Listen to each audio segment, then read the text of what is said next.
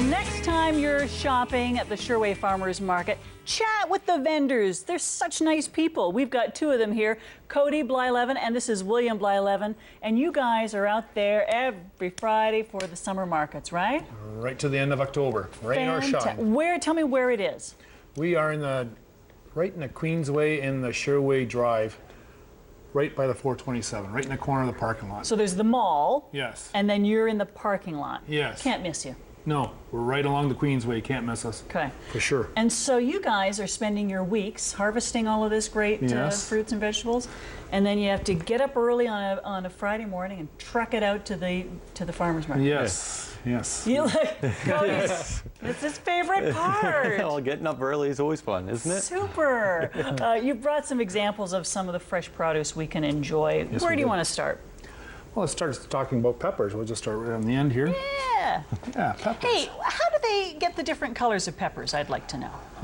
It's in the breeding of the peppers. All peppers are green, and then when they ripen, they turn to the color that they want. So it's kind of a surprise. Do you know what you're going to get? Of course, yeah. They're all labeled and they're all marked. What are they going to be? And just like when you can go to your garden center and buy different peppers, and it's all marked out which kind of peppers you like in your garden. It's the same thing. So the green ones that we buy are just unripened. Most of them, yes, are unripened. Yes, some peppers just continue to stay green, but the red ones and all the other ones do turn. There you go. Yes, They're so all sometimes you'll delicious. see them like kind of half green and half.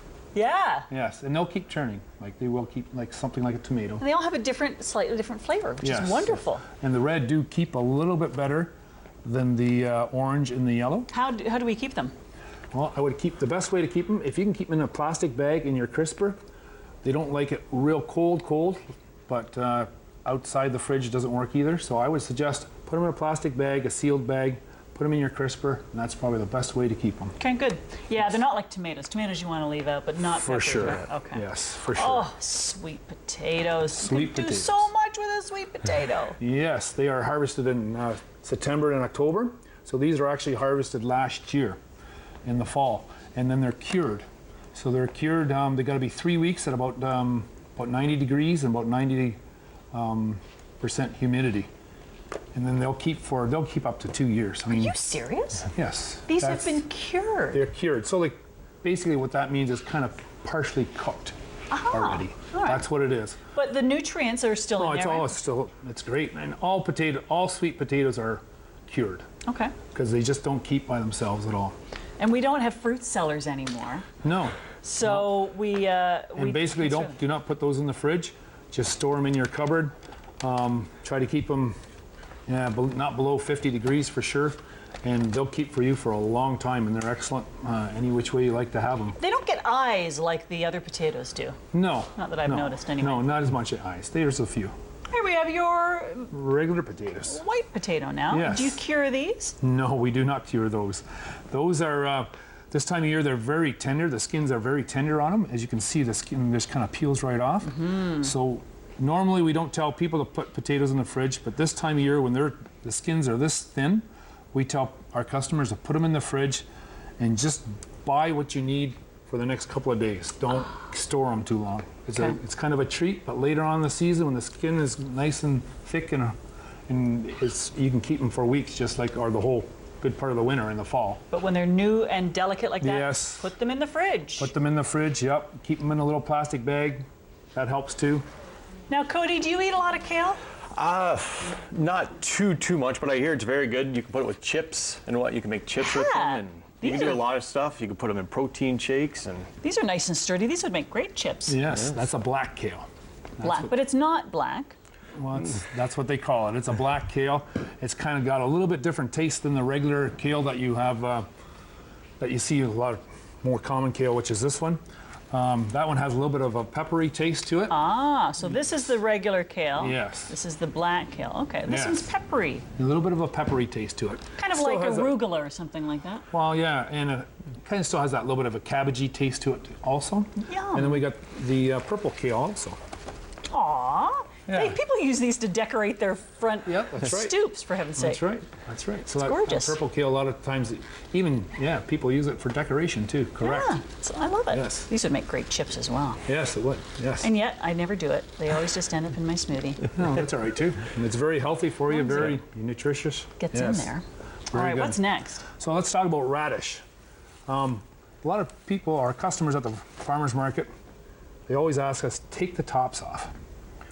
And You mean the green stuff? the tops off. They don't want a mess at home. Well, are they stupid? Well, they don't keep as well. Oh. If you do, right?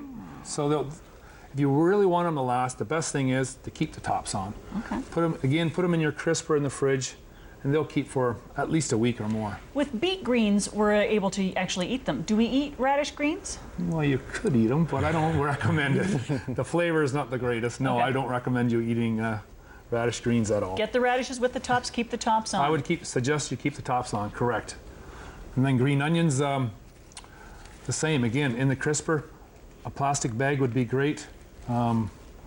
That's a good way, and they'll keep a good week at least in your fridge that way too. Good stuff. I know. Sometimes they get a little slimy. I still use them. Yes. Now, what have you got in front of you, Cody? That looks like beautiful honey. Yes, it is. It's unpasteurized honey. We have 3 different kinds here with us today. We got all natural, we have buckwheat, and we also have a blueberry flavor. How do you get the different flavors? Well, all natural is just your regular honey, and then the buckwheat is actually the bees actually get the nectar from it's also called a wildflower, and then they bring it back to the hive, and then we harvest it, and then that's how you get the flavor. And then the blueberry is actually from a blueberry field. They keep all the bees in this field of blueberries, and then they get the nectar off the blueberries, and that's how you get the flavor in there. All Look natural at the color flavor. difference. That's Yes. all natural. Yes, it is. Oh yeah, all natural. All unpasteurized, Jeff? Yes. Blueberry honey? Are you Yes. kidding It's me? very good. Yes, it's my favorite. Yes. What do you just use it on toast, or how do you use it? Anything. Whatever you can put it in anything. Yeah, I've heard a lot of Cooking people with it? Yeah, Yeah. cooking, and they put it in their tea, coffee. I know some people do. Yeah. That sounds fantastic. Yeah, it is very good. All right, maple syrup. Of course, we have to have our maple syrup. Yes.